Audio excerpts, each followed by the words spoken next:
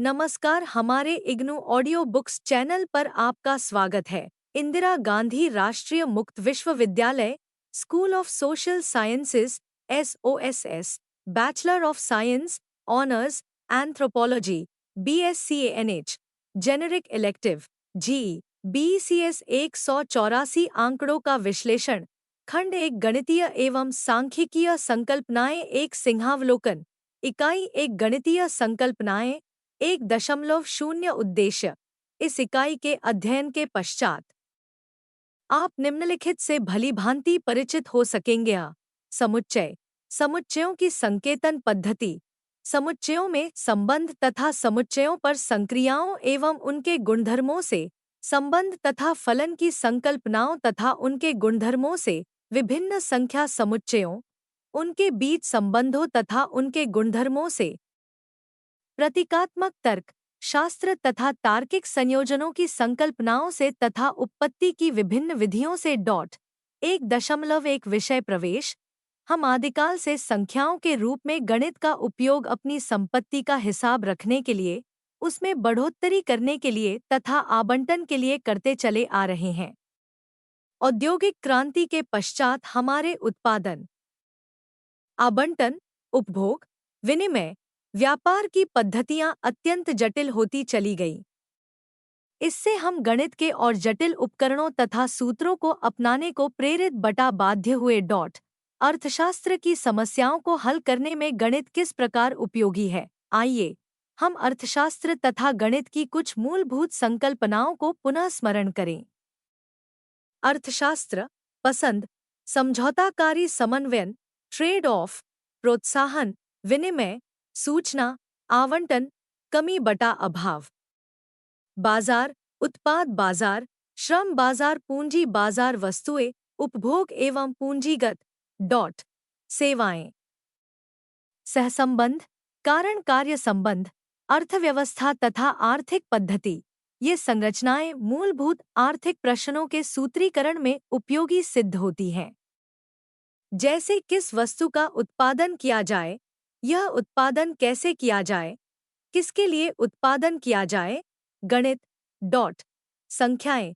उदाहरण के लिए 3, जहां 3 एक प्राकृतिक संख्या है, रैशनल संख्याएं हैं तथा संख्याएं हैं। ये सभी संख्याएं 3, 12, 87, 2/2, 17 वास्तविक रियल संख्याओं की श्रेणी में आती है। संख्या 731 एक सम्मिश्र कॉम्प्लेक्स संख्या है। यह एक वास्तविक संख्या नहीं है। इन संख्याओं को जिस वर्ग क्रम में लिखा गया है, कोई भी संख्या पिछले किसी वर्ग में सम्मिलित नहीं है। उदाहरण के लिए 2 एक अप्रिमेय संख्या है, परंतु यह एक परिमेय संख्या नहीं है। यह एक पूर्णांक भी नहीं है और एक प्राकृतिक संख्या भी नहीं है। 12, 87, 2/3, 2, 557 और 731 इत्यादि। 12 एक पूर्णांक है। 8.7 और 2/3 दोनों परिमेय, 2 और 17 दोनों अप्रिमेय इरैशनल अंकगणितीय संक्रियाएं की विभिन्न संक्रियाओं के उदाहरण हैं। अंकगणितीय संबंध उदाहरण के लिए 5 तथा 2, 161 चर अचर समीकरण एवं हल उदाहरण के लिए x समीकरण है जिसमें x एक घर है, 16 तथा 0 और 2 अक्षर हैं। इस समीकरण के 2 हल हैं, x4 तथा x4। समुच्चय, कुत्ता, बिल्ली, भैंस, घोड़ा, भेड़, बकरी एक समुच्चय का एक उदाहरण है। इस समुच्चय में कुछ पालतू पशुओं के नाम सम्मिलित किए गए हैं। 14, 43 समीकरण x2 160 के दोनों हलों का समुच्चय है और 10, 1, 2, 3, 4, 5, 6, 7, 8, 9 उन 10 अंकों का समुच्चय है जिनका प्रयोग दशमलव प्रणाली के अंतर्गत संख्याओं को निरूपित करने के लिए किया जाता है। ध्यान रहे कि किसी समुच्चय को व्यक्त करने के लिए हम धनुकोष्ठकों तथा का इस्तेमाल करते हैं, जैसे कि यहाँ उदाहरणों में किया गया है। अंतराल, 0 अंतराल, 3, 7.5 ऐसी सभी वास्तविक संख्याओं का समुच्चय है जो 3 और 7.5 के बीच स्थित है और इसमें दोनों संख्याएं 3 तथा 75 भी सम्मिलित हैं। ऐसे अंतराल को एक संवृत क्लोज्ड अंतराल कहते हैं। शून्य अंतराल 3, 7.5, जिसे 3, 7.5 से भी व्यक्त किया जाता है, ऐसी सभी वास्तविक संख्याओं का समुच्चय है जो 3 और 7.5 के बीच स्थित है। इसमें 7.5 सम्मिलित है परंतु 3 नहीं। ऐसे अंतराल को एक अर्धसंवृत सेमी क्लोज्ड या अर्धविवृत सेमी ओपन अंतराल कहते हैं। शून्य अंतराल 3, 7.5, जिसे 3, 7.5 से भी व्यक्त किया जाता है। इसमें 3 तो सम्मिलित किया जाता है परंतु 7.5 शामिल नहीं है। ऐसे अंतराल को अर्ध संवृत या अर्धविरल अंतराल कहते हैं। बीच स्थित हैं परंतु होती।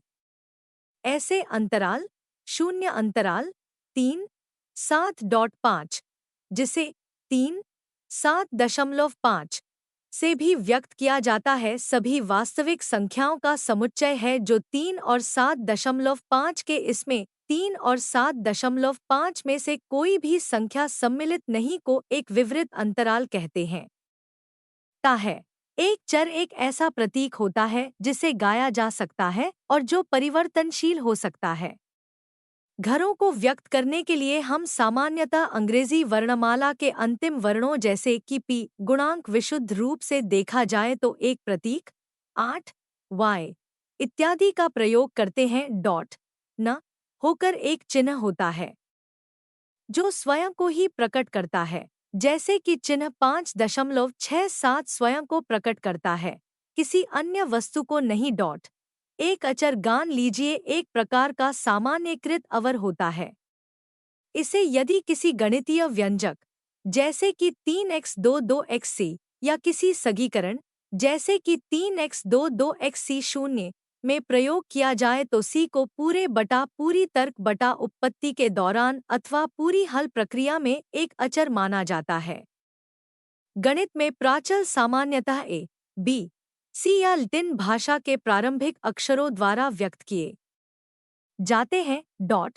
गणितीय संकल्पनाओं का उपयोग प्रश्नों बटा समस्याओं के गणितीय निरूपण बटा सूत्रीकरण के लिए उन्हें गणितीय संपदा के प्रयोग से हल करने की प्रक्रिया में तथा पुनः प्राप्त हल का वर्णन दी हुई समस्या के हल के रूप में करने के लिए किया जाता है। अर्थशास्त्र में उपजी समस्याओं को गणित की सहायता से हल करने में सामान्यतः इस 5 चरणों वाली प्रक्रिया को अपनाया जाता है। अर्थशास्त्र के क्षेत्र की समस्या को अर्थशास्त्र की संकल्पनाओं के पदों में परिभाषित कीजिए। 2.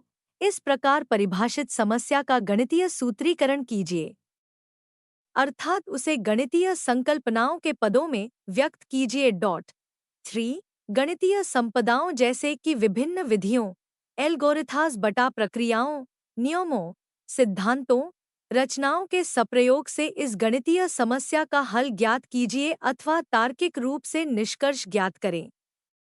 इस प्रकार परिणाम एक गणितीय इकाई के रूप में होगा, जैसे कि एक संख्या, एक व्यंजक, एक सारिणी, एक आलेख या एक तार्किक कथन इत्यादि। 4. अंतिम परिणाम को, जो कि एक गणितीय इकाई है, पुनः अर्थशास्त्र की संकल्पनाओं के पदों में व्यक्त कीजिए। जांच कीजिए कि पिछले चरण में प्राप्त परिणाम यथोचित तथा स्वीकार्य है। ऊपर दिया चरण 2 गणितीय प्रतिरूपण मैथमेटिकल मॉडलिंग कहलाता है। किसी समस्या का हल उतना ही अच्छा होगा जितना अच्छा उस समस्या का गणितीय प्रतिरूपण होगा। गणित का प्रयोग करने का महत्व नीचे दिए तथ्यों में निहित है। यदि किसी समस्या का गणितीय प्रतिरूप ध्यानपूर्वक तथा यथोचित रूप से सूत्रबद्ध किया जाए तो ऊपर दी गई 5 चरणों वाली प्रक्रिया से प्राप्त हल के अच्छा होने की अपेक्षा होती है।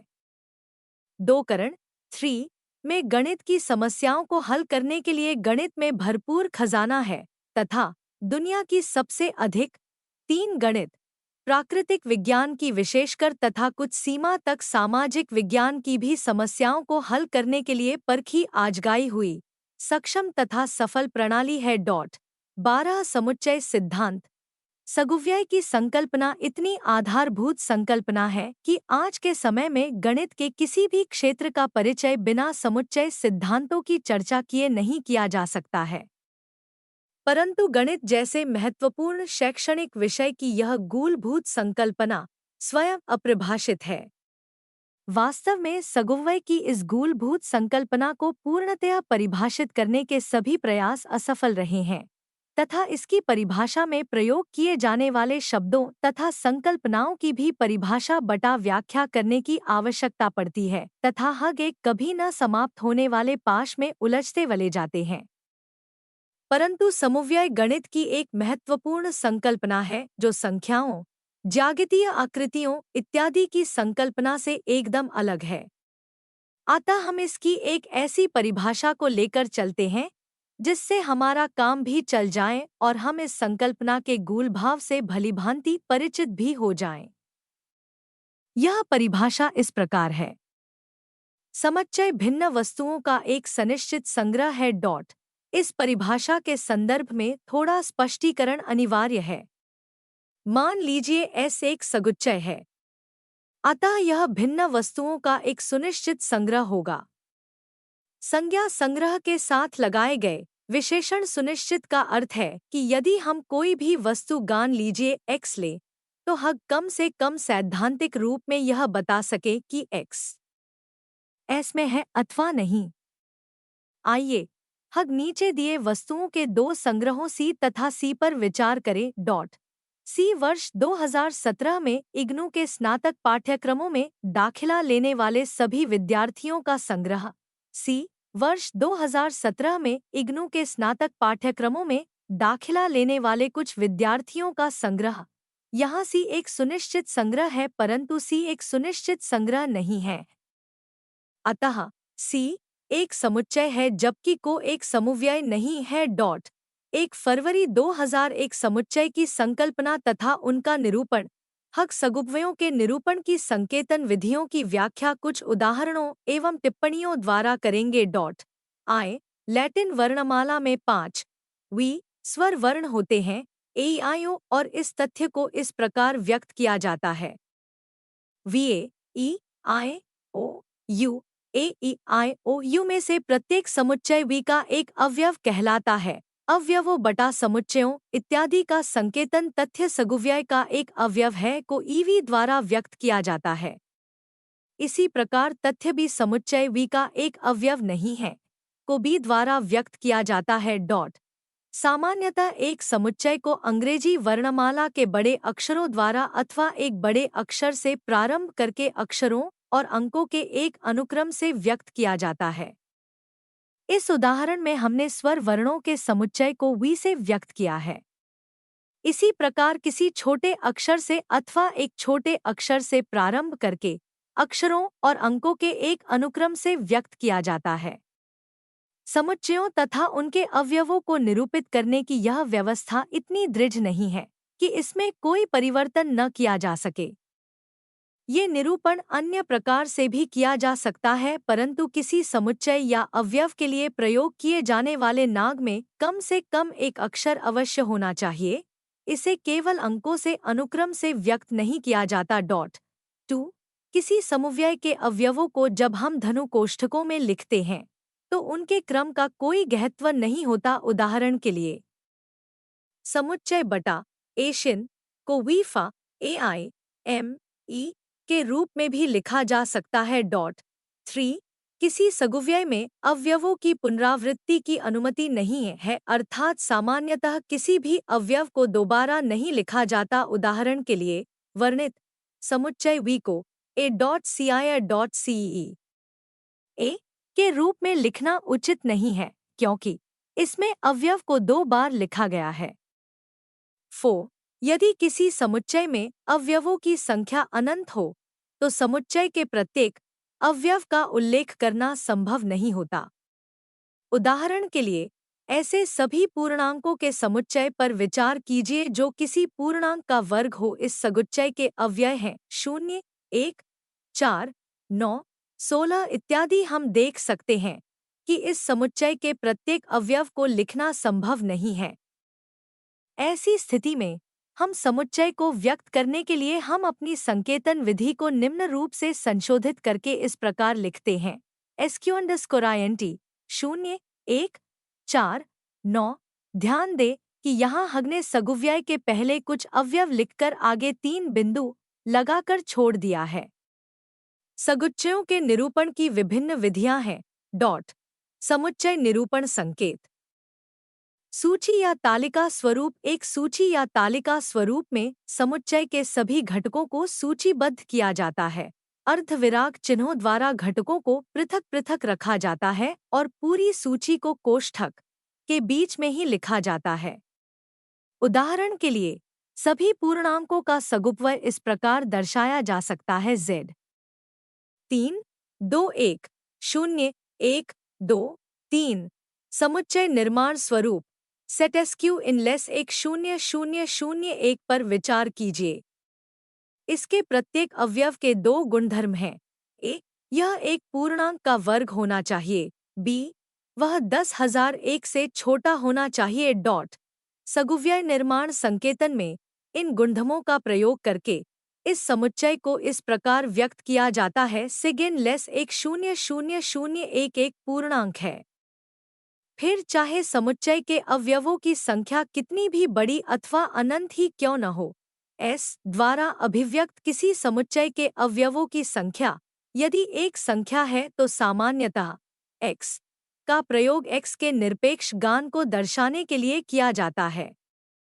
परंतु यदि यही संकेतन किसी समुच्चय गान लीजिए x के साथ प्रयोग किया जाए तो x के अवयवों की संख्या को व्यक्त करता है, अर्थात x समुच्चय x के अवयवों की संख्या को दर्शाता है।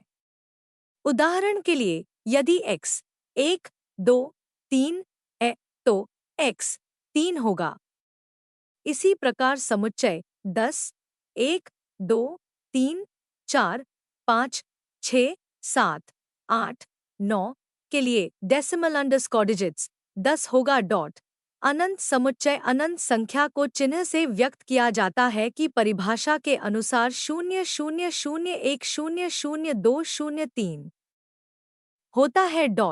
यदि किसी सगुव्यय के अवयवों की संख्या अनंत हो तो हम ऐसे सगुव्यय को एक अपरिमित समुच्चय कहते हैं। सगुणियों SY_INT 1014, 9 तथा 2, 3, 2, 1, 0, 1, 2, 3 दोनों ही अपरिमित समुच्चय हैं। ऐसा समुच्चय जिसके अवयवों की संख्या सीमित हो अर्थात अनंत न हो एक परिगित समुच्चय कहलाता है। ध्यान दें कि 2 0 है, इसी प्रकार SQ_INT 20 है। परंतु SQ_INT 1 0, 0, 0, 1 कहे। 1 फरवरी 2002 समुच्चयों में संबंध हग समुच्चयों के बीच संबंध तथा एक समुच्चय में संबंध की संकल्पनाओं की औपचारिक परिभाषा बाद में देंगे। अभी के लिए हम अपनी चर्चा को केवल 2 दिए हुए सगुप्ययों गान लीजिए x और y के बीच कुछ विशिष्ट संबंधों जैसे कि का एक उपसगुव्यय है के समान है तथा एक समुचित उपसगुव्यय तक सीमित रखते हैं। एक समुच्चय का उपसमुच्चय हग जानते हैं कि सगुव्यय वस्तुओं के विशिष्ट संग्रह होते हैं। यह भी संभव है कि किसी समुच्चय का प्रत्येक अवयव किसी अन्य समुच्चय का भी एक अवयव हो। यदि ऐसा है तो हम पहले सगुव्यय को दूसरे समुच्चय का उपसमुच्चय कहते हैं। औपचारिक रूप से 2 समुच्चयों x और y के लिए यदि ऐसा हो कि जब भी x समुच्चय x का अवयव हो तो x समुच्चय 4 का भी अवयव हो तो x y का उपसमुच्चय कहलाता है। इस तथ्य को हम संकेतन XSY से व्यक्त करते हैं। उदाहरण के लिए यदि अल्फाबेट अंग्रेजी वर्णमान के सभी अक्षरों A, B, C, W, X यो 2 का सगुव्यय है अर्थात alphabet A, B, C, W, X, Y 2 तथा V, A, E, B, A, U, A तो वर्सेस अल्फाबेट होगा। यह कहने की बजाय कि x 4 का उपसगुव्यय है, हम यह भी कह सकते हैं कि सगुव्यय x सगुव्यय में सम्मिलित है।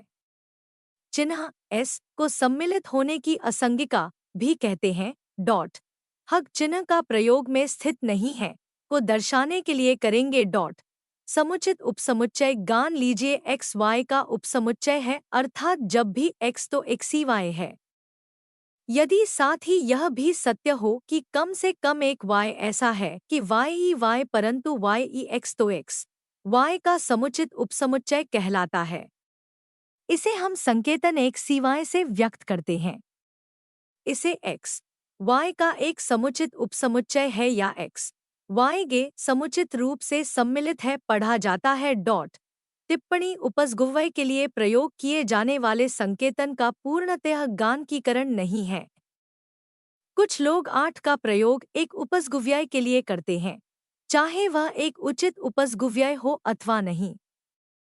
परंतु हम अपनी चर्चा में चिन्ह सी का प्रयोग उपसगुव्यय के लिए तथा का प्रयोग समुचित उपसगुव्यय के लिए करेंगे। डॉट उदाहरण के लिए यदि alphabet A B C W X Y A और वे आयो यू है तो हम इसे वी सी अल्फाबेट द्वारा व्यक्त करेंगे, क्योंकि बी अल्फाबेट परंतु दो समुच्चयों x और y की असमानता x y द्वारा दर्शित यो समुच्चय x और y सगान नहीं होंगे या असगान होंगे। यदि सत्य हो निम्नलिखित में से कम एक आए एक ऐसा x हो जो x में हो परंतु 4 में न हो, अर्थात सेक्स परंतु 4 हो, अथवा 2 एक ऐसा x हो जो y में हो परंतु x में न हो, अर्थात ACY परंतु सेक्स हो। डॉट टिप्पणी गणित तथा तर्कशास्त्र में वाक्यांश ए या बी में शब्द या का अर्थ होता है 4 या बी या ए और बी दोनों। 1 फरवरी 2003 विशेष समुच्चय परिभाषाएं तथा गुणधर्म पे सार्वत्रिक समुच्चय यूनिवर्सल सेट किसी वास्तविक जीवन से जुड़ी किसी समस्या का हल ज्ञात करने में गणित का प्रयोग करने के लिए हमें किसी विशेष संदर्भ में वर्षा हेतु किसी आधारभूत प्रांत से संबंधित वस्तुओं के समुच्चयों पर विचार करना पड़ता है। यह आधारभूत समुच्चय जिसके अवयवों एवं उपसमुच्चयों पर किसी विशेष संदर्भ में हमें विचार करना पड़ता है सार्वत्रिक सगुव्यय कहलाता है तथा सामान्यतः इसे से व्यक्त किया जाता है। डॉट रिक्त समुच्चय द एम्प्टी और नल सेट एक ऐसा सगुव्यय जिसमें कोई भी अवयव न हो रिक्त समुच्चय कहलाता है। यह अजीब लग सकता है परंतु ऐसे सगुव्ययों का अस्तित्व एक वास्तविकता है। उदाहरण के लिए संग्रह SXX सक पूर्णांक है और x2 9 पर विचार कीजिए। S एक सुनिश्चित संग्रह है, अतः एक समुच्चय है, परंतु ऐसा कोई भी सक पूर्णांक नहीं है जिसका वर्ग के बराबर हो, अर्थात इस समुच्चय में कोई भी अवयव नहीं है। यह एक रिक्त समुच्चय है। स्वाभाविक रूप से एक रिक्त समुच्चय के अवयवों की संख्या 0 होगी। एक रिक्त समुच्चय को 9 अथवा द्वारा व्यक्त किया जाता है। टिप्पणी प्रत्येक सगुव्यय x का एक उपसगुव्यय होता है, अर्थात प्रत्येक समुच्चय x के लिए OSX होता है। डॉट 1 फरवरी 2004 समुच्चयों के रूप में अंतराल संकेतन अंतरालों के संकेतन के बारे में ऊपर उल्लेख किया जा चुका है। यह कहा जा सकता है कि प्रत्येक अंतराल चाहे वह समवृत्त हो, विवृत्त या अर्ध समवृत्त बटा विवृत्त वास्तविक संख्याओं के समुच्चय का एक उपसमुच्चय होता है। एक ऐसा उपसगुव्यय है जिसमें यह गुणधर्म होता है कि यदि x और y अंतराल के दो अवयव हैं तथा x SY है तो x और y के मध्य स्थित प्रत्येक वास्तविक संख्या भी उसका एक अवयव होगी। परंतु एक अंतराल को व्यक्त करने के लिए धनुकोष्ठकों तथा के स्थान पर वर्ग कोष्ठकों तथा और बटा या लघु कोष्ठकों तथा का प्रयोग किया जाता है, जैसा कि नीचे दर्शाया गया है। डॉट किन्हीं भी वास्तविक संख्याओं तथा b के लिए जहां ab हो, अंतराल ab तथा b के बीच की सभी वास्तविक संख्याओं को दर्शाता है। इसमें a और b भी सम्मिलित हैं। ऐसे अंतराल को एवं समवृत्त अंतराल कहते हैं। ओ अंतराल ए बी जिसका अन्य पाठ्यांतर ए बाय भी है तथा बी के बीच की वास्तविक संख्याओं का ऐसा समुच्चय है जिसमें बी तो शामिल है किंतु नहीं है। ऐसे अंतराल को अर्धसंवृत या अर्धविवृत अंतराल कहते हैं। अंतराल 4 बी जिसका पाठ्यांतर ए बी है तथा बी के बीच की उन वास्तविक संख्या का सगुव्यय है जिसमें तो शागिल है किंतु बी नहीं। ऐसे अंतराल को भी अर्धसंवृत या असमविवृत कहा जाता है। अंतराल ए बी जिसका पाठ्यांतर ए बी भी है और बी के बीच की उन वास्तविक संख्याओं का समुच्चय है जिसमें 3 और बी दोनों ही संख्याएं स्वयं शामिल नहीं हैं।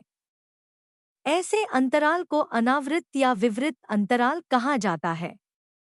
को अनावृत या विद्युत 1 फरवरी 2005 संख्याओं के समुच्चय मानक संकेतनों के साथ।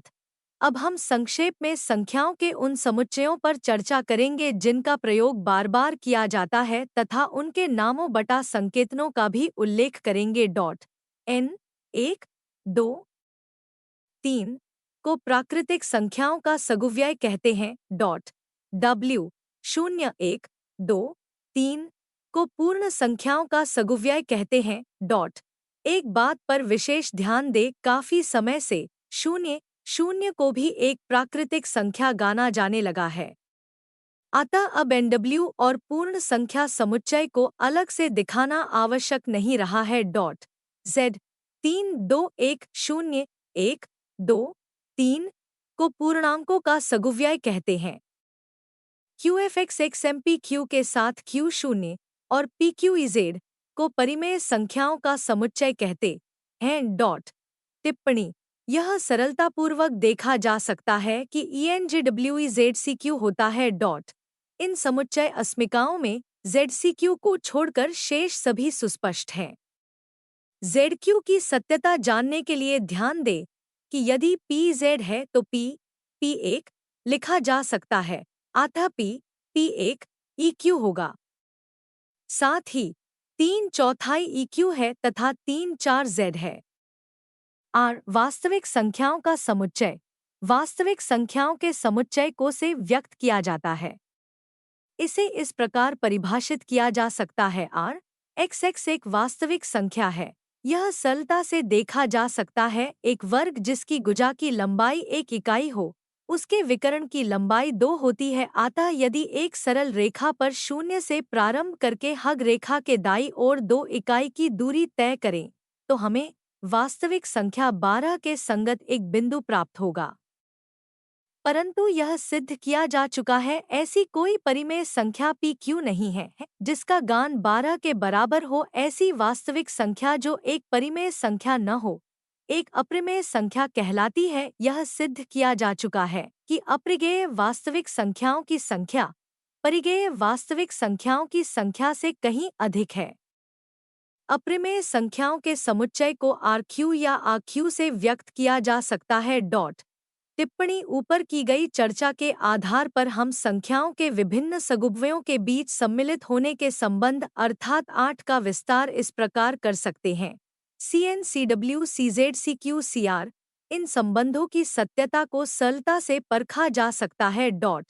सम्मिश्र संख्याओं का समुच्चय C लजाल करने के सदमे में हमें X2 10 या X21 प्रकार के सगीकरणों का हल ज्ञात करने के संदर्भ में हमें वास्तविक संख्याओं के समुच्चय के आगे भी विस्तार करने की आवश्यकता पड़ती है।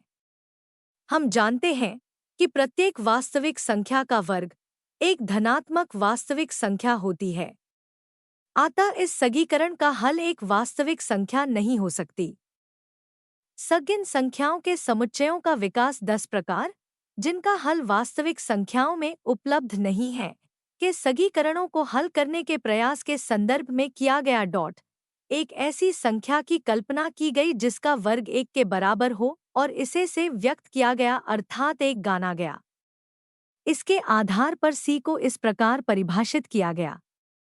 C ZZ XY टिप्पणी XY को XY भी लिखा जा सकता है। अस्गिका इनइक्वालिटी RCC की सत्यता को इस प्रकार देखा जा सकता है। गान लीजिए एक CR है, अतः XX 10 C होगा। साथ ही ऐसे कई 1 12 जैसी सगमिन संख्याएं हैं जहां एक D इसी प्रकार जैसे कि ऊपर चर्चा किया जा सकता, अतः उपसगुव्ययों की सर्वस्मिका इनइक्वालिटी को आगे बढ़ाते हैं तथा प्राप्त करते है। CNCW CZCQ CRCC टिप्पणी संकेतक ऑन WZQR C गानक संकेतन है तथा इनका प्रयोग करते हुए इन्हें पुनः परिभाषित नहीं करना पड़ता, परंतु अन्य नाग बटा संकेतन जैसे कि SQ_INT इत्यादि गानक नहीं है। हम इसको किसी अन्य नाग जैसे कि SQ_INT से भी व्यक्त कर सकते हैं। समुच्चयों के ऐसे संकेतनों बटा नागों के लिए प्रत्येक नए संदर्भ में समुव्यय की परिभाषा पुनः देने की आवश्यकता पड़ती है। 1 फरवरी 2006 समुच्चयों पर संक्रियाएं सेट ऑपरेशंस हम जानते हैं कि दी हुई संख्याओं पर संख्या सक्रियाओं के प्रयोग से हम नई संख्याएं प्राप्त करते हैं। उदाहरण के लिए एक दी हुई संख्या गान लीजिए 2 के लिए हम उसका योगात्मक व्युत्क्रम 2 प्राप्त करते हैं। योगात्मक व्युत्क्रम गुणात्मक व्युत्क्षण तथा वर्गमूल ये भी किसी संख्या पर एक एकांगी संक्रिया होती है। ये संक्रियाएं एकांगी संक्रियाएं कहलाती है क्योंकि इन संक्रियाओं को एक संख्या पर लगाया जाता है और इससे हमें एक अन्य सामान्यतः नई संख्या प्राप्त होती है। उदाहरण के लिए यदि हम संख्या 2 पर गुणात्मक व्युत्क्रम संक्रिया का प्रयोग करें तो हम 21 आधा प्राप्त करते हैं। इसी प्रकार दो दी हुई संख्याओं जैसे कि 2 और 5 पर विभिन्न युग्मक संक्रियाएं जैसे कि योग व्यवकलन माइनस गुणा किस स्माइली भाग तथा घात लगाकर हम क्रमशः 3 2 5 7 2 5 10 2x 5 2 5 21 5 तथा 25 2 की घात 5 प्राप्त करते हैं।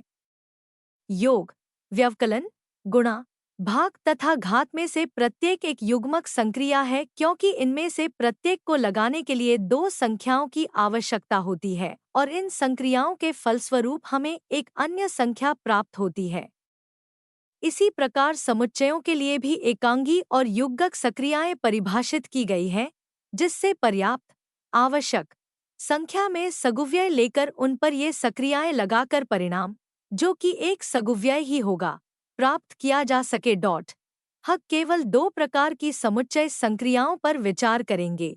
आए एकांगी अनरी समुच्चय संक्रियाएं तथा 2 युग्मक बाइनरी समुच्चय संक्रियाएं। पहले हम युग्मक संक्रियाओं पर चर्चा करते हैं। इसके पश्चात हम केवल एक एकांगी संक्रिया की चर्चा करेंगे जो कि एक युग्मक संक्रिया की एक विशेष स्थिति है।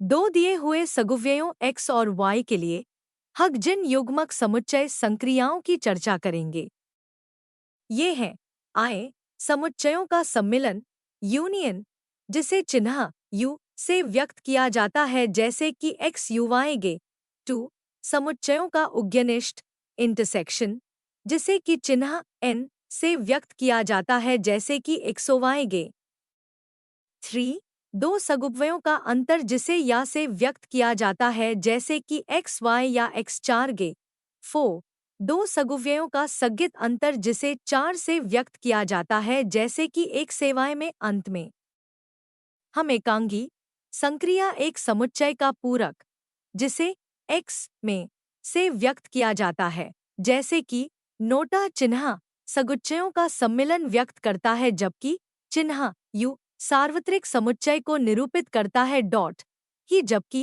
प्रत्येक संक्रिया पर चर्चा हम इस रूप में करेंगे। पहले संक्रिया की परिभाषा दी जाएगी जिसे एक उदाहरण द्वारा स्पष्ट किया जाएगा तथा अंततः संक्रिया के कुछ गुणाधर्गों का उल्लेख किया जाएगा।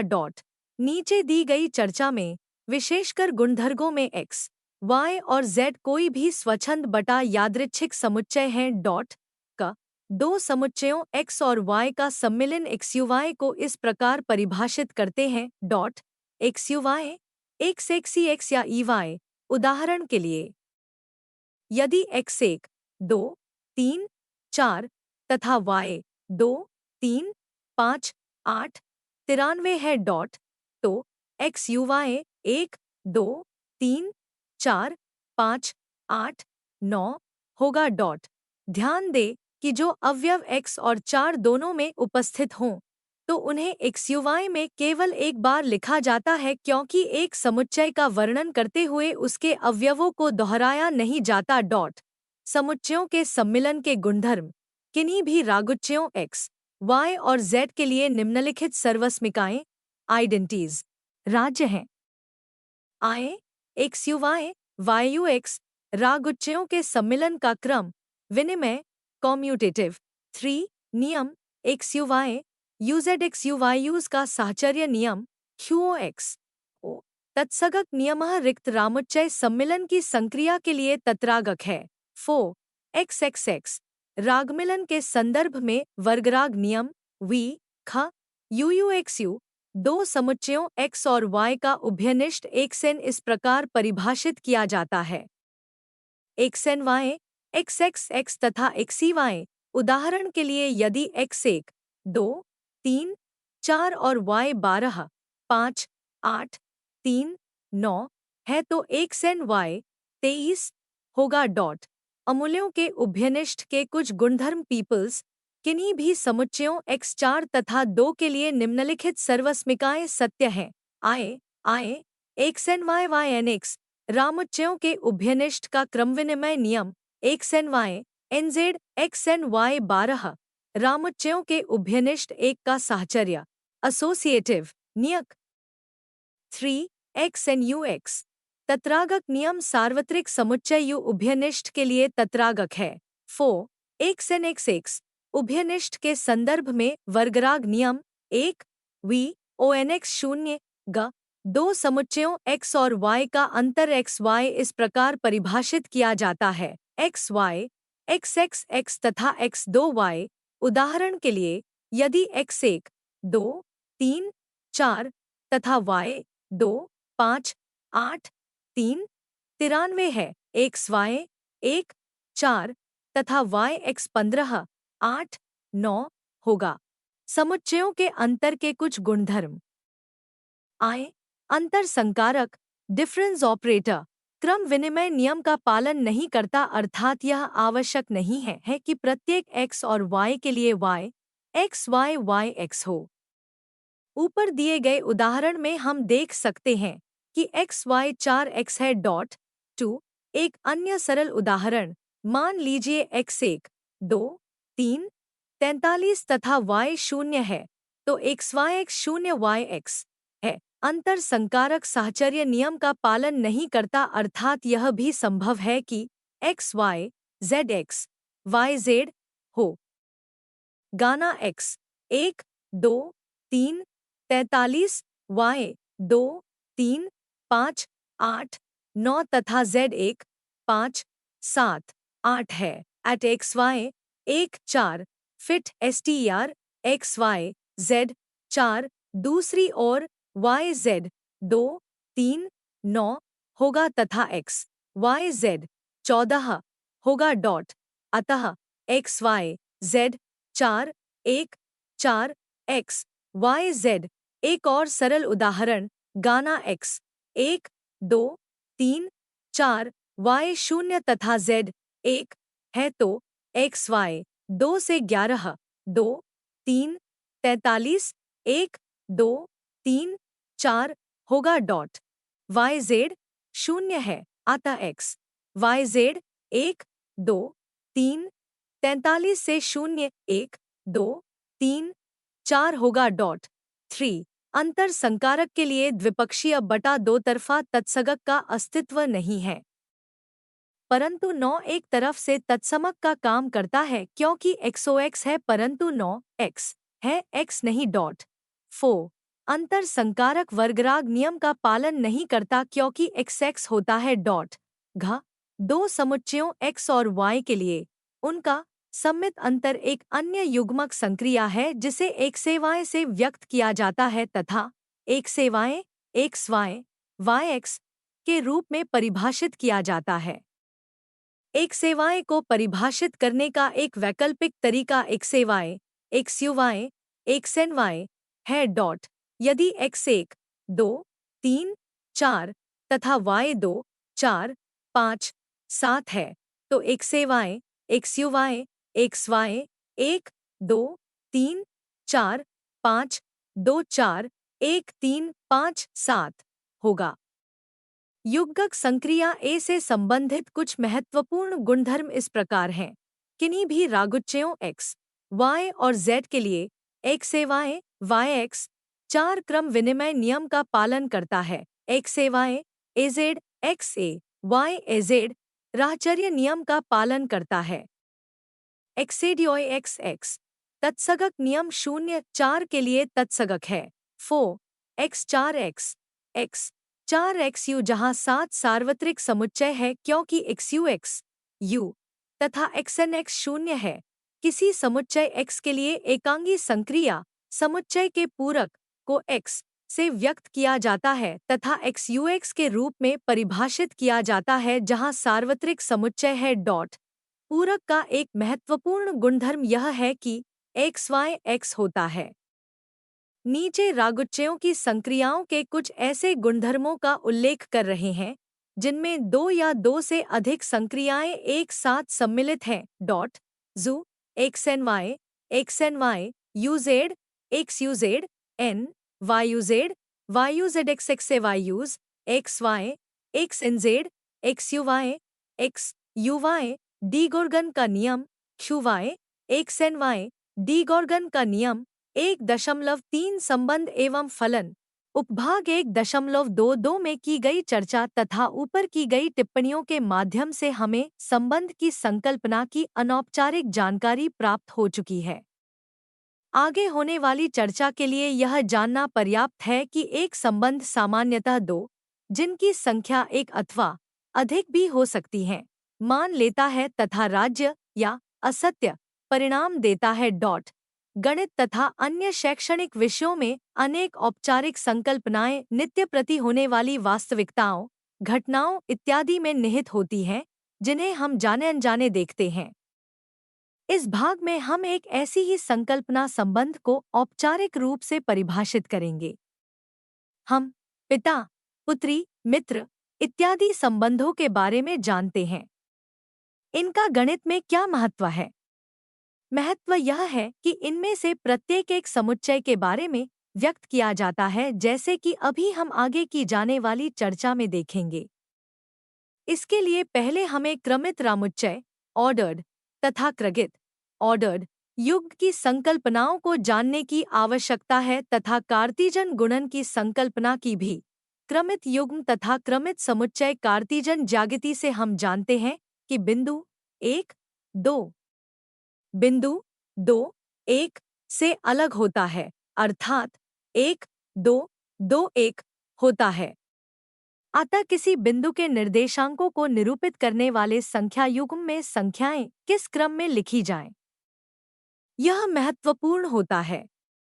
दूसरी ओर सामान्य रामुच्चय को लिखते हुए उसके अवयव किस क्रम में लिखे जाएं, इसका कोई महत्व नहीं होता, जैसे कि रागुच्चय 1, 2 तथा 21 रागान होते हैं। डॉट अतः एक क्रमित रामुच्चय वह रामुच्चय होता है जिसमें आने वाले अवयवों के क्रम का ध्यान रखना आवश्यक हो। यदि A8C एक क्रमित रामुच्चय के अवयव हैं, तो इस क्रगित रागुच्चय को A, B, C के रूप में लिखा जाता है। डॉट समुच्चयों का कार्तीय गुणन 2 अरिक्त समुच्चयों x और 4 का कार्तीयजन गुणन, जिसे XXY से व्यक्त किया जाता है, ऐसे क्रमित युग्मों का समुच्चय है जिनमें पहला घटक x से तथा दूसरा घटक 4 से लिया गया हो, अर्थात XXY, X, Y XEX तथा YEY।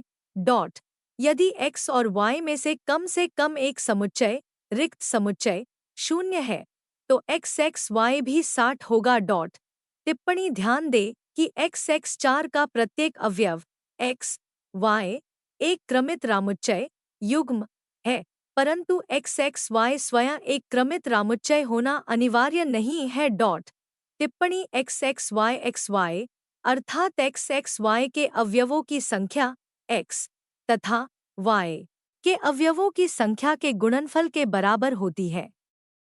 अब हम गणित की महत्वपूर्ण संकल्पना संबंध को परिभाषित करने का प्रयास करते हैं। किसी संबंध की राहज धारणा को गणित की औपचारिक संकल्पना संबंध में परिवर्तित किया जा सकता है। किसी अरिक्त समुच्चय x से किसी अरिक्त समुच्चय 4 तक एक गणितीय संबंध x y का एक उपरागुच्चय होता है। विलोमतः x y का प्रत्येक उपरागुच्चय हमें रागुच्चय x से y तक एक संबंध प्रदान करता है। एक उदाहरण, हम जानते हैं कि किसी निश्चित समय पर प्रत्येक व्यक्ति की ऊंचाई स्थिर होती है। अतः हाइट एक गणितीय संबंध के रूप में इस प्रकार व्यक्त किया जा सकता है। मान लीजिए x सभी व्यक्तियों का एक रामुच्चय है तथा y x XCR और x 20 है, तो संबंध हाइट x y का उपसमुच्चय हाइट XCY ये ई यहाँ पर y इंचों में की ऊंचाई व्यक्त करती है। हम पहले से ही अंकगणितीय संबंधों जैसे कि तथा दो इत्यादि तथा रागुच्चयों के मध्य संबंधों जैसे कि सीसी से अच्छी तरह परिचित हैं। हम इन ऊपर पर दी गई संबंध की औपचारिक परिभाषा के अनुसार पुनः विचार कर सकते हैं। उदाहरण के लिए आइए हम प्राकृतिक संख्याओं के रामुच्चय n पर संबंध संदर्भ में विचार करें। संबंध की परिभाषा के अनुसार इसे nn के नीचे दिए उपरामुच्चय के रूप में व्यक्त किया जा सकता है। ये लेस दैन ऑन n 1 2 1 3 2.3 1.4 2.4 3.4 1.5 2.5 3.5 4.5। टिप्पणी, ध्यान रहे कि दाएं पक्ष और बाएं पक्ष के बीच लगा चिन्ह दर्शाता है कि बाएं पक्ष को दाएं पक्ष के रूप में परिभाषित किया जा सकता है। यहाँ ये परिभाषाएं एक अवयव एलिमेंट का प्रतिबिंब, एक संबंध का प्रांत डोमेन, परिसर रेंज तथा सहप्रांत कोडोमेन, एक समुच्चय x से एक समुच्चय 4 तक एक कृगित युग्म a b के लिए अवयव b अवयव, संबंध r के लिए तथा r के किसी भी का प्रतिबिंब कहलाता है। एक समुच्चय x से एक रामुच्चय y तक एक संबंध r के कृगित युग्मों के रानी प्रथम घटकों का समुच्चय संबंध r का प्रांत कहलाता है। एक रामुच्चय x से एक रामुच्चय 4 तक एक संबंध र के क्रमित युग्मों के रानी द्वितीय घटकों का रामुच्चय र का परिरार कहलाता है। पूरा रामुच्चय 4 संबंध र का सहप्रांत कहलाता है। ध्यान दें कि किसी भी संबंध र के लिए र का परिसर r का राह प्रांत होता है। उदाहरण के लिए संबंध दिल्ली से कोलकाता 1305, हैदराबाद 1259, हवाई अंतर चेन्नई 1759, मुंबई 1153, बंगलुरु 1744 पर विचार कीजिए। इस संबंध में चेन्नई का प्रतिबिंब 1750, हैदराबाद का 1259 है इत्यादि। इस संबंध का प्रांत रागुच्चय चेन्नई, मुंबई, कोलकाता, हैदराबाद, बेंगलुरु है तथा परिरार समुच्चय 1759, 1153, 1305, 1259, 1744 है। फलन वर्तमान रूप में फलन की संकल्पना प्रयोग संभवतः 17वीं शताब्दी के अंत में पहली बार गॉटफ्रीड लेibniz ने जोहान बर्नौली को लिखे एक पत्र में किया, परंतु फलन की एक विशेष प्रकार के संबंध के रूप में कल्पना कहीं 20वीं शताब्दी के प्रारंभ में की गई। पहले हम पाठकों का परिचय फलन की संकल्पना से स्वतंत्र रूप से करवाएंगे, तत्पश्चात ये दर्शाएंगे कि फलन को एक विशेष प्रकार के संबंध के रूप में माना जा सकता है। फलन, मान लीजिए x और यह दो अरिक्त समुच्चय हैं। x से y तक एक फलन जिसे xy के रूप में व्यक्त किया जाता है। एक ऐसा नियम होता है जो x के प्रत्येक अवयव x से 3 के एक अद्वितीय अवयव मान लीजिए 3 को संबद्ध करता है। y x को फलन का प्रांत तथा 4 को का सहप्रांत कहते हैं। साथ ही यदि f x y है तो y को x का प्रतिबिंब तथा को 3 का पूर्व प्रतिबिंब कहते हैं। फलन को प्रतिचित्र तथा यदि y r हो तो फलन, यदि यह c हो तो 1x प्रतिचित्रण नामों से भी जाना जाता है। x r को एक वास्तविक मान फलन कहा जाता है। c फलन को एक सम्मिश्र मान फलन कहा जाता है। इसी प्रकार यदि हम राह प्रांत 4 को j तथा q ले तो हमें क्रमशः पूर्णांक मान फलन तथा परिगान फलन प्राप्त होते हैं। 1.4 तर्कशास्त्र। इस विषय पर हम अपनी चर्चा इन दो प्रश्नों से प्रारंभ करेंगे। तर्कशास्त्र क्या है? तर्कशास्त्र का अध्ययन क्यों आवश्यक है? हम इन प्रश्नों के संक्षिप्त उत्तरों से प्रारंभ करते हुए हम अपनी चर्चा को आवश्यकतानुसार आगे बढ़ाएंगे। हम प्रारंभ में ही बताना चाहते हैं कि तर्कशास्त्र तर्कण से संबंधित है, या ऐसा कहें कि ठीक तरीके से तर्क करने से संबंधित है। ये हमें बताता है, सिखाता है कि हम ठीक प्रकार से तर्क करें जिससे दिए हुए तथ्यों के आधार पर हम सदैव एक ही सही निष्कर्ष पर पहुँचें, तथा दिए हुए तथ्यों से निष्कर्ष तक पहुँचने की प्रक्रिया गणितीय परिकलन की तरह पर्याप्त रूप से ठोरा, संतोषजनक होनी चाहिए, जिससे संबंधित पक्षों में विवाद शेष रहने की संभावना न्यूनतम हो जाए, न रह जाए। वास्तव में तर्कशास्त्र दिए हुए तथ्यों तथा धारणाओं, सूचनाओं से निष्कर्ष तक पहुंचने की विधियों उपलब्ध करवाता है तथा उनकी जांच करता है, परंतु किसी भी शैक्षणिक क्षेत्र की प्रारंभिक धारणाएं क्या होंगी, यह उस शैक्षणिक क्षेत्र की विषय वस्तु से संबंधित होती है, फिर चाहे वो भौतिक शास्त्र हो, अर्थशास्त्र अथवा राजनीति शास्त्र, तर्कशास्त्र की नहीं। इस कथन पर बल देने के लिए हम ये दोहरा रहे हैं कि तर्कशास्त्र का उपयोग केवल दी हुई धारणाओं से निष्कर्ष निकालने तक है। उदाहरण के लिए अर्थशास्त्र के मूलभूत सिद्धांत संकल्पनाएं जैसे कि अभाव, पसंद, चुनाव, विकल्प, अदला बदली, रागन्वयन, प्रोत्साहन, विनिमय, सूचना बंटन इत्यादि, तथा अर्थशास्त्र के गौलिक नियम जैसे कि घटते हुए प्रतिफल का नियम इत्यादि क्या होंगे, यह अर्थशास्त्री तय करेंगे, तर्कशास्त्री नहीं। ये केवल गणितज्ञ तय करेंगे कि ज्यामिति की मूलभूत धारणाएं यूक्लिड अभिगृहीताओं पर आधारित होनी चाहिए, और संख्याओं की मूलभूत मान्यताएं पिएनो की अभिगृहीताओं एक्सियम्स पर आधारित होनी चाहिए। तर्कशास्त्र के मूलभूत तत्व है तार्किक अचर, स्थिरांक अर्थात सत्य तथा असत्य, जिन्हें क्रमशः शून्य तथा एक भी लिखा जाता है। कथन, तर्क बल्कि तर्क रूप तार्किक संयोजक तथा निष्कर्ष के नियम। अब हम तर्क की मूलभूत संकल्पना के बारे में जानते हैं। वाद प्रतिवाद या तर्क वितर्क आर्ग्यूमेंट को तर्कशास्त्र की केंद्रीय संकल्पना माना जा सकता है, जैसे कि अणु भौतिकशास्त्र के संदर्भ में एक केंद्रीय संकल्पना है। तर्कशास्त्र में तर्क या वाद की संकल्पना रोजगर्रा की भाषा में बहरा की धारणा से अलग है। तर्कशास्त्र में तर्क N1 कथनों मान लीजिए S1 S2 सा1 का एक अनुक्रम है, जहां दे है, कुछ स्थितियों में ना भी हो सकता है, जिनमें से कथन सा 11 अन्य कथनों से निष्कर्ष के रूप में प्राप्त होता है। इस प्रकार के तर्क को सामान्यतः निम्न प्रकार से ऊर्ध्वाधर रूप में व्यक्त किया जाता है, अथवा क्षैतिज रूप में, जैसे कि सॉल्ट। ये निरूपण ये दर्शाते हैं कि कथन 100.1, जिसे एक क्षैतिज रेखा के नीचे लिखा जाता है, निष्कर्ष के रूप में दिए हुए गाने गए कथनों S1 S2 SS, जो सभी क्षैतिज रेखा के ऊपर लिखे जाते हैं, से प्राप्त होता है। निष्कर्ष का अर्थ है कि हम यह मानते हैं कि दिए हुए सभी कथन S1 S2 SS राज्य हैं, तथा तर्क के माध्यम से हम प्राप्त करते हैं कि सा 11 भी सत्य है। निष्कर्ष की गुणवत्ता, विश्वसनीयता माने गए दिए हुए कथनों के अतिरिक्त निष्कर्ष ज्ञात करने के लिए प्रयोग की गई विधि पद्धति पर भी निर्भर करती है। कुछ सुपरिचित विधियों हैं निगगन डिडक्शन, आगगन इंडक्शन, तथा अपकर्षण अबडक्शन। हम इन विधियों पर आगे चर्चा करेंगे। पहले हम कथन की संकल्पना की चर्चा करते हैं। कथन तर्क का एक महत्वपूर्ण घटक है। कथन एक कथात्मक घोषणात्मक वाक्य होता है, अर्थात एक ऐसा वाक्य जिसके लिए ये कहा जा सके कि वह सत्य है या असत्य। उदाहरण के लिए नीचे दिए 3 वाक्यों में से प्रत्येक एक कथन है। चीनी मीठी होती है। सूर्य पश्चिम से उगता है। पीटर एक स्नातक है। कथन राज्य है। कथन असत्य है। इसी प्रकार कथन के लिए भी सत्य और असत्य में से केवल एक ही मान संभव होगा, चाहे हमें वो गालूग ना हो।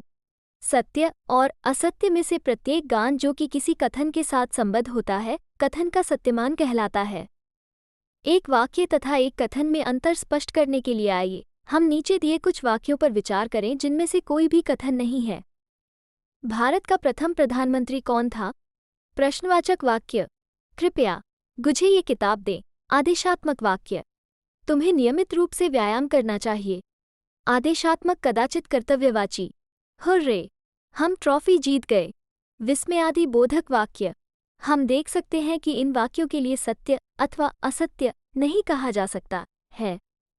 प्रतीकात्मक भाषा तथा तार्किक संयोजक, प्रतीकात्मक भाषा क्यों? क. प्रतीक बड़े कथनों का छोटा रूप होता है।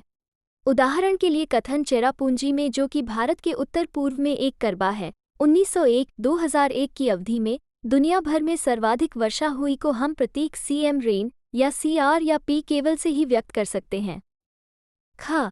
एक तार्किक संदर्भ में हम सामान्यतः किसी कथन के तार्किक मान, सत्य या असत्य में रुचि रखते हैं, उसकी विषय वस्तु या संरचना में नहीं। प्रतीक सामान्य भाषा के वाक्यों की अपेक्षा किसी कथन के अन्य पक्षों को एक और करते हुए अमूर्त रूप से केवल उसके तार्किक पक्ष को बेहतर रूप से उजागर करते हैं। ग. प्रतीकात्मक निरूपण में एक अकेला प्रतीक किसी कथन के अनेक रागान रूपों को निरूपित कर सकता है। उदाहरण के लिए, कालिदास ने मेघदूत लिखा। गेघदूत कालिदास के द्वारा लिखा गया। मेघदूत कालिदास की कृतियों में से एक है, इत्यादि अलग अलग वाक्य होते हुए भी वास्तव में रागान कथन है। शायद कोई कंप्यूटर प्रणाली यह न पहचान सके, लेकिन प्रतीकात्मक रूप से यदि हम रचना कालिदास मेघदूत राज्य है के रूप में लिखें तो इसमें ये सभी कथन रागाहित हो जाते हैं। इस प्रकार कथनों के प्रतीकात्मक निरूपण के और कई लाभ हो सकते हैं, परंतु इस पर और अधिक विस्तार से चर्चा हम इस इकाई में नहीं कर पाएंगे। प्रतीकात्मक भाषा। तर्कशास्त्र के लिए प्रतीकात्मक भाषा में निम्न प्रकार के प्रतीकों की आवश्यकता होती है। आई. कथनों के प्रतीकात्मक नामों PQRCM रेन तथा EF इत्यादि की, जैसे कि ऊपर प्रयोग किए गए हैं। केवल आणविक एटॉमिक कथनों को ही प्रतीकात्मक नाम दिए जाते हैं। यहाँ आणविक कथनों से हमारा तात्पर्य ऐसे कथनों से है जिनमें कोई भी 6 तार्किक संयोजक तथा I परिमाणक न हो, जिनकी चर्चा हग नीचे दिए बिंदु ईव में अभी करेंगे। ई. तार्किक चरों की तर्कशास्त्र में एक प्रतीकात्मक नाग एक तार्किक चर होता है जो किसी भी समय पर दो संभव तार्किक स्थिर मानों T और F में से, जिसकी चर्चा हग नीचे दिए बिंदु E में करेंगे, केवल एक ही गान ले सकता है। ई. प्रतीकात्मक अचरों की सत्य मान, सत्य और असत्य प्रतीकात्मक तर्कशास्त्र के दो अचर हैं। इन गानों को T और F या क्रमशः 1 और 0 से व्यक्त किया जाता है। एव. तार्किक संयोजक, परिमाणक, प्रतीकात्मक व्यंजक। सुपरिभाषित सूत्र, जिसे हम संक्षेप में FF लिखते हैं, इत्यादि हम इनमें से प्रत्येक की विस्तृत चर्चा करेंगे। वी. कथन रूपों, प्रतीकात्मक प्राचलों की ये सामान्यतः कथनों से संबंधित सर्वसमीकाएं इत्यादि होते हैं, जिन्हें किसी भी लिपि के अक्षरों द्वारा प्रतीकात्मक रूप से व्यक्त किया जा सकता है। उदाहरण के लिए, डी गॉगन नियम को @wip = 0a के रूप में लिखा जा सकता है, जहां 0 और 50 ग्रीक अक्षर हैं तथा इन्हें इस सूत्र में किसी भी विफ से प्रतिस्थापित किया जा सकता है। आइए अब हम बिंदुओं ईव और वी पर विस्तार से चर्चा करें। तार्किक संयोजक। 5 तार्किक संयोजक जिनका प्रयोग बार बार जाता है, नीचे अपने नामों के साथ दिए गए हैं। प्रयोग बार बार जाता है, नीचे अपने नामों के निषेधक, नेगेशन, कैरेट और कंजंक्शन एंड या डिसजंक्शन और अंतर्भाव या राप्रतिबंध, कंडीशनल और इम्प्लीकेशन, द्विअंतगांव या ही सप्रतिबंध या यदि और केवल यदि। इनमें से प्रत्येक समुच्चय T, F तक एक फलन होता है। इनकी परिभाषाएं नीचे दी गई हैं। I.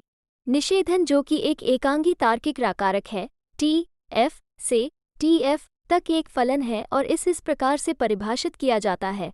T, F तथा F, T सुपरिभाषित सूत्र, संक्षेप में अथवा कथन। किसी प्राकृतिक भाषा की तरह ही प्रतीकात्मक सांकेतिक भाषा में भी ऐसे नियम उपलब्ध हैं जिनसे निर्धारित किया जा सके कि कोई दिया हुआ सांकेतिक व्यंजक निरूपण के राही रूप में लिखा गया है अथवा नहीं। उदाहरण के लिए, युग्मक तार्किक शंकारकों के अंत प्रत्यय संकेतन में SVU एक राही निरूपण, परंतु SVU, PSU तथा VPSU इत्यादि सही निरूपण नहीं है। राही रूप में लिखे गए प्रत्येक औपचारिक व्यंजक को हम सुपरिभाषित सूत्र WIFT कहते हैं। हम इस विषय पर और अधिक चर्चा नहीं करेंगे। किसी सुपरिभाषित सूत्र की व्याख्या तथा मूल्यांकन, जैसा कि उल्लेख किया गया कि एक तार्किक प्रतीक एक सूत्र पर दो संभव सत्यमानों T और F में से केवल एक ही मान लेता है। यदि हमारे पास एक तार्किक पद है जिसमें दो तार्किक प्रतीक हों, तो इन प्रतीकों को दिए जा सकने वाले 4 संभव मूल्यमान होंगे। इन चारों संभावित मूल्यमान निर्दिष्टियों को एक के प्रतीक चिन्हों की व्याख्या कहा जाता है और फिर तो हम उक्त व्याख्या के अनुरूप ई का तार्किक मूल्यगान ज्ञात कर सकते हैं। उदाहरण के लिए वी में ए, एफ, बी दो चिन्ह आ और बी है। आइए अब क्रमशः आ तथा बी को हम उनके उपयुक्त सत्यमान निर्दिष्ट करें। दूसरे शब्दों में हम एक व्याख्या मानकर ए को एफ तथा बी को टी गान दे सकते हैं। इस एक को ए, बी भी लिख सकते हैं, अतः पद का सत्यमान हमें सहज ही आ तथा 13 के स्थानों पर क्रमशः एफ तथा टी लिखने से मिल जाएगा। अतः हम पाएंगे एफ टी फेस टी। उपर्युक्त रात्यगान तालिका का प्रयोग कर हम उत्तरोत्तर रूप से पाएंगे E V F F F F T. F प्रयोग कर हग उत्तरोत्तर रूप से पाएंगे। अतः जो व्याख्या आ को एफ तथा बी को गान निर्दिष्ट करती है उसके अनुसार पदबंध ई का सत्यमान एफ होगा। तार्किक रूप से समान सूत्र या तार्किक सर्वसमीकाएं दो सूत्र G1 तथा G2 तार्किक रूप से रागान कहलाते हैं यदि सूत्र की प्रत्येक व्याख्या के लिए अर्थात सूत्रों G तथा G2 में उपस्थित प्रत्येक आणविक कथन से समान सत्यमान संबद्ध करने पर G तथा G2 का समान सत्यमान प्राप्त हो।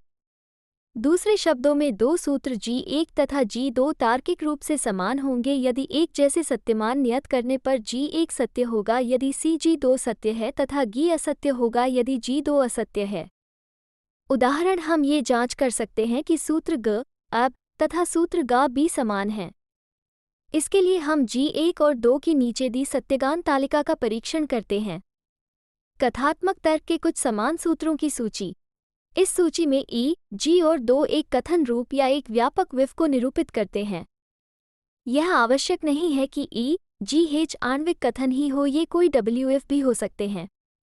1.1 ई जी कैरेट GE 1.2 EG 1.3 ए EVG GVE V का क्रम विनिगे नियम 13 B EAG गए का क्रम विनिगे नियम 1.4 A 1.4 B 1.5 a 1.5 B EVG will एव GVH V का साहचर्य नियम EAG AHEA गा कैरेट का साहचर्य नियम F गा EA GVH 1.6 A एव असत्य E 1.6 B EA राज्य E EVG caret EVH V का कैरेट पर बंटन नियम EAG V EAH का पर बंटन नियम।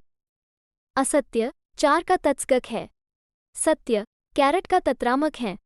एव ई रात्य बहिष्कृत मध्य का नियम ए असत्य कैरेट एक वर्गराग संकारक 1.7 ए एफ सत्य सत्य 1.7 बी ए असत्य असत्य 1.8 A 1.8 B 1.9 A E 1.9 B EVEE 1.10 E 1.11 अ FG EAG डी गॉगन का नियम 1.11 B E caret G EVG De Morgan का नियम V एक वर्गराग संकारक है। IIVE 1.5 उत्पत्ति की विधियां। इस उपभाग में हग गणित में उत्पत्ति की कुछ महत्वपूर्ण विधियों का अध्ययन करेंगे। I प्रत्यक्ष विधि तथा प्रत्युदाहरण काउंटर एग्जाम्पल्स। E विराधोक्ति विधि कॉन्ट्रडिक्शन तथा प्रतिज्ञात्मक विधि कॉन्ट्रापॉजिटिव। E गागलों केसेस द्वारा प्रमाण। इव अस्तित्व प्रमाण। V गणितीय आगमन द्वारा प्रमाण। V रामतुल्यता का प्रमाण। सामान्यतः अलग अलग प्रकार की समस्याओं के लिए अलग अलग विधियों बेहतर हो सकती हैं, तो कुछ प्रकार की समस्याओं के लिए एक से अधिक विधियों समान रूप से उपयोगी हो सकती है। जिन संज्ञाओं में उत्पत्ति की आवश्यकता होती है उनमें स्पष्ट रूप से दो भाग होते हैं जो कि इस प्रकार हैं। I दिए हुए तथ्यों अभिगृहीतों एक्सियम्स इत्यादि का रागुच्चय इन सबको एक साथ मिलाकर हक परिकल्पना IIYPO थीसिस कहते हैं। तथा E ये जो हमें सिद्ध करना है इसे हम निष्कर्ष कहते हैं। इनके अतिरिक्त भी परोक्ष रूप से अनेक परिभाषाएं, विधियों, नीतियों, पहले सिद्ध किए गए प्रमेय इत्यादि भी इस प्रकार की उत्पत्तियों में प्रयोग होते हैं। इन्हें हम प्रदत्त मानते हैं। उदाहरण के लिए मान लीजिए कि हमें सिद्ध करना है, यदि m और विषम पूर्णांक हैं तो उनका गुणनफल m भी विषम होगा। इस प्रश्न में दी हुई स्पष्ट मान्यताएं हैं। I, m तथा दोनों पूर्णांक हैं तथा e और दोनों विषम हैं। हमें सिद्ध करना है उनका गुणनफल m विषम है। परोक्ष रूप से हम ये भी मानते हैं कि हमें कई उपयुक्त परिभाषाएं दिए हुए तत्वों के उपयुक्त गुणधर्म, निष्कर्ष निकालने के वैध नियम तथा उत्पत्ति की विभिन्न विधियां भी दी हुई हैं। इनमें से हम उन नियमों तथा विधियों को चुन सकते हैं जो हमें इस प्रश्न को कुशलता से तथा संतोषजनक रूप से हल कर सकते हैं। उत्पत्ति की विभिन्न विधियों पर विस्तृत चर्चा इस पाठ्यक्रम के विषय क्षेत्र से बाहर है। 1.6 सार संक्षेप। झरा पाठ्यक्रम की इरा पहली इकाई में हमने पाठकों को गणित की कुछ मूलभूत संरचनाओं से अवगत करवाया। आगे आने वाली इकाइयों में ये संकल्पनाएं अत्यंत उपयोगी सिद्ध होंगी। रागुच्चयों की संकल्पना गणित की सर्वाधिक मूलभूत संकल्पना है तथा अनेक वास्तविक समस्याओं को हल करने में इसका उपयोग किया जाता है। इस इकाई में हमने रामुच्चयों की संकल्पना तथा उनके निरूपण, संकेतन के साथ साथ रागुच्चयों पर विभिन्न क्रियाओं तथा कुछ महत्वपूर्ण संख्या रागुच्चयों का भी अध्ययन किया है। हमने गणित में संबंधों तथा फलनों की संकल्पनाओं तथा तर्कशास्त्र तथा उत्पत्ति की विधियों का भी अध्ययन किया। पाठकों को चाहिए कि तार्किक संयोजकों की रात्रिगान तालिकाओं का अध्ययन ध्यानपूर्वक करें क्योंकि ये तार्किक व्यंजकों के अध्ययन में अत्यंत उपयोगी होती हैं। धन्यवाद। मिलते हैं अगले वीडियो में अगले पाठ के साथ।